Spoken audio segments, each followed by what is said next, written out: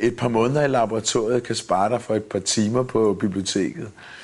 Og det er rigtigt, man kan virkelig komme til at spilde meget tid, hvis der er et eller andet stykke information, som du simpelthen ikke har fået med.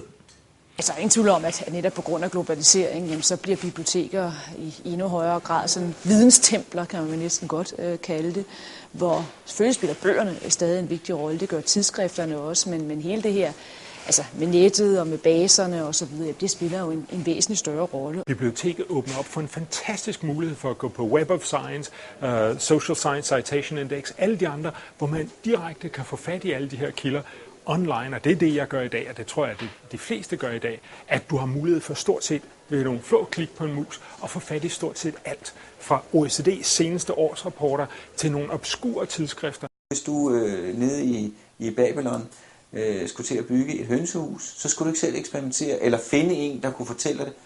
Så kunne du bare gå ind på biblioteket og låne en lertavle, hvor der stod, sådan bygger man et hønsehus. Hvor man på en normal café måske sidder og falder i snak med sin bedste veninde eller sådan noget, så kan man på biblioteket jo falde i snak med alle mulige tænkere og forskere før en selv, som har tænkt spændende tanker og fundet ud af interessante ting. Man kan jo sige, uden biblioteker ingen moderne virkelighed.